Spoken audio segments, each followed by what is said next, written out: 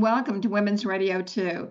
I'm Pat Lynch Barrett, and once again, I am going to be talking with the world's best relationship coach, Christine Baumgartner. We have covered so many interesting topics, and today I think you're going to enjoy this because I don't know anyone who hasn't had their buttons pushed.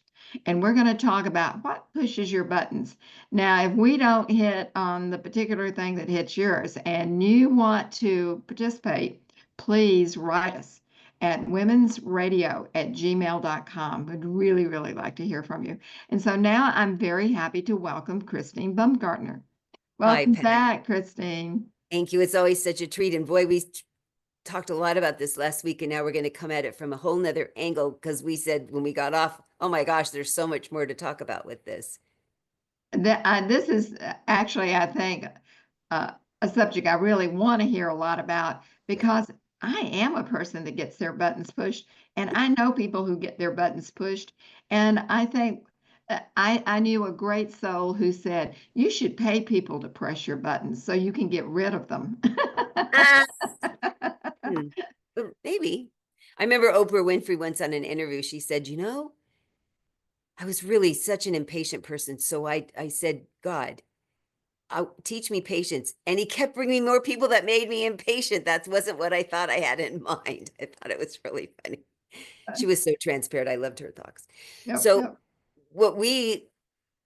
the subject today is we're going to go way into the difference between the masculine, not male, female necessarily, and feminine, and what generally will push their buttons because it's generally what the other person's doing because it's so opposite. It's You're so so right. opposite. And both people can get equally frustrated because the other person's doing it wrong. There's nothing right about it because it's so different.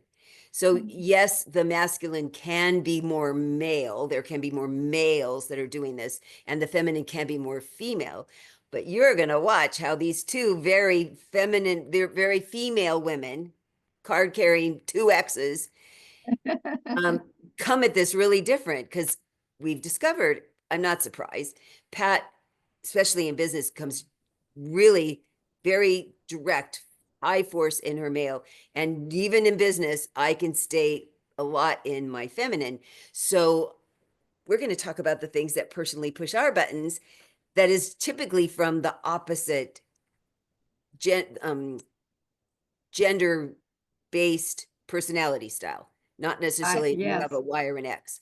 So Pat, talk about the kind of shit that pisses you off and pushes your buttons that those more feminine people do. Well, we talked a little about this before we began recording, and I think in business, one of the things that really presses my buttons is for people to assume I have all day to listen to them try and put their words together and do it right and make sure that I think they're wonderful and so forth, rather than just solving the problem. I just want to get on with it, give me the answer. And I'm sure I turn around and they must think that I'm just a witch. But it's just I want to get through so I can get on to other things, and they just drag it out. So that really pushes my buttons. And I understand why, because the masculine side inside of both men and women, because we all have them, just higher doses in one or the other, or what you're doing. Men, masculine, you want to get to the point. You want to get to the solution. You're okay hearing the problem short, like Twitter, 128 characters would be best. And then either let you do the solution or they're going to tell you the solution. And then let's move on to solving. Why are we having to have all these details? So on the feminine side, I am often speaking while I'm thinking. It's coming out of my mouth and I'm do I like that? Is that really what? No, it's kind of this. And oh, yeah, I have to share a couple more details. And oh, there's this backstory that I need to go tell you that you're like, I don't understand that. It has anything to do. It has a lot to do. I think so. And I'm just going to tell you the backstory. And then, oh, and then I have to interrupt and tell you one other thing, but then I'm going to go back to that thing. And then I really am just, I feel this way about the problem and I feel this way about the solution. Even though I haven't exactly told you the problem or the solution, I'm telling you all my feelings about it. So all of that can take a while. And I haven't said necessarily directly what the problem is. And I probably haven't said what I think the solution would be. And the masculine person eyes just glaze over. Is she talking about? When First, will yes. she get to the point? I'll just go Yes. off in la la land. What is she talking about? And why doesn't she get to the point is often with the masculine side. And I love that you have this beautiful feminine face that's having this masculine reaction to this. Yes, right, Yeah. right, right. So in that instance, and it really helps a lot in all these things. Do you want to talk about another thing that makes you crazy? And I'll give the feminine side of it too. What else makes you crazy? What makes me crazy?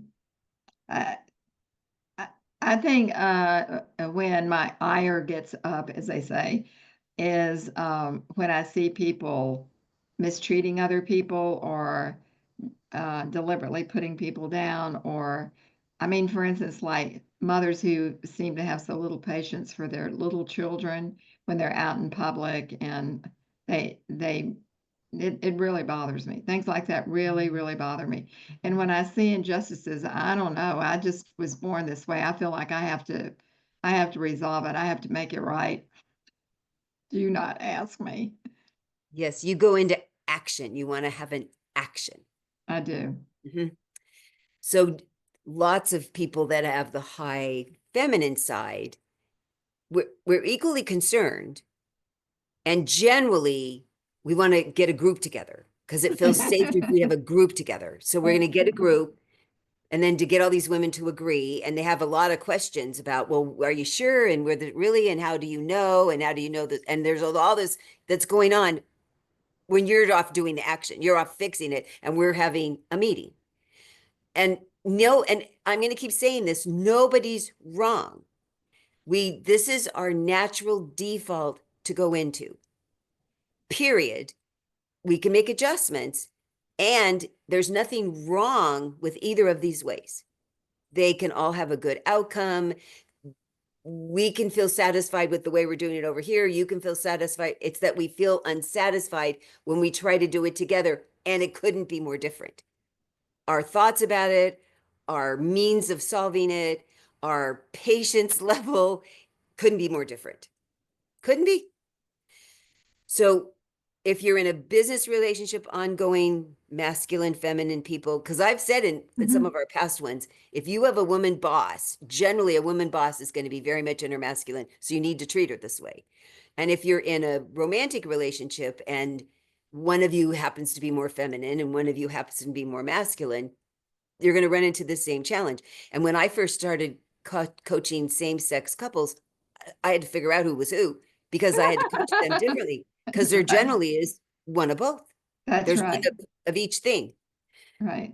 So what's really imperative is to say, one or both of you go, oh, I realize we're going to come up against problems and the way we're going to deal with it could be different.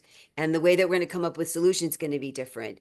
So let's come up with a mechanism, a plan. Yes.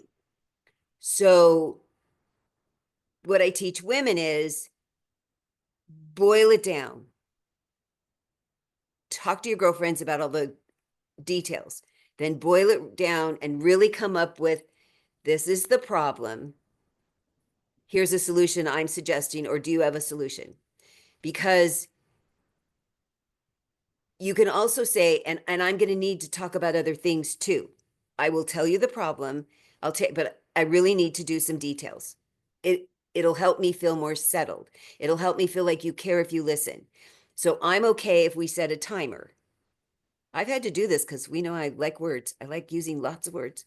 Pat's very patient with me in all my words too. We're going to set a timer, 10 minutes, 15 minutes, 20 minutes. Both people have to agree. And I'm going to take that time to tell you the problem and the solution. And then I got to tell you details. And I need you to really listen to these because they're all going to be important if I'm going to get them in this 15 minutes. And the masculine person needs to say yes or no.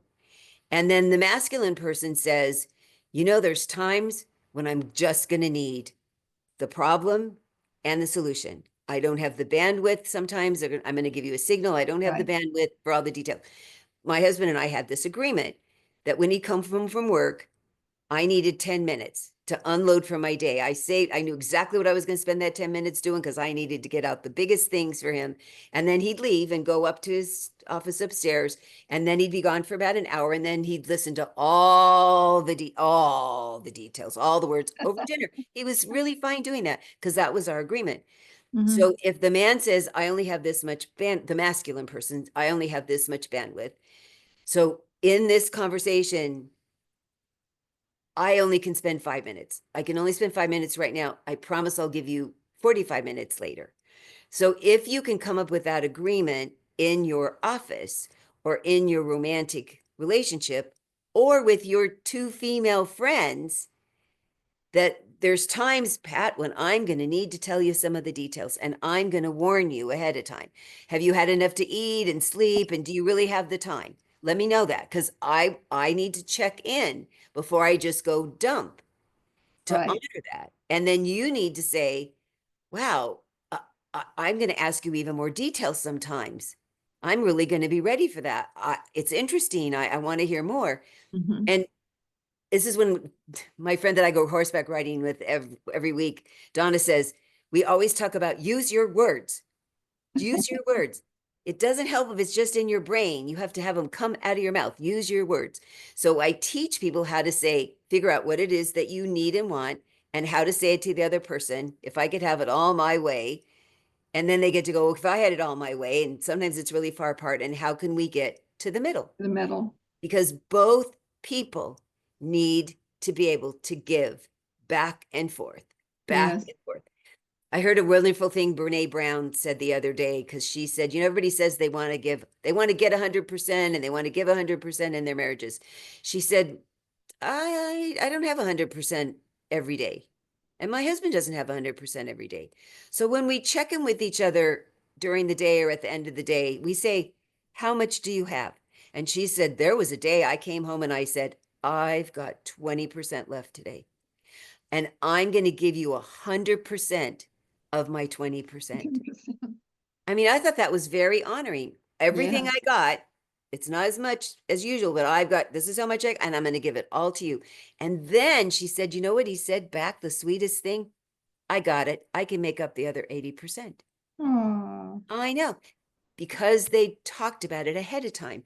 So when you say, oh boy, I really need to vent today, I need to dump about stuff, are you in an okay place to listen? Do you have that's the a really good time? thing to Do do. you have the bandwidth? And you've had this conversation ahead of time to say, I'm going to ask you this question. I'm not going to just dump.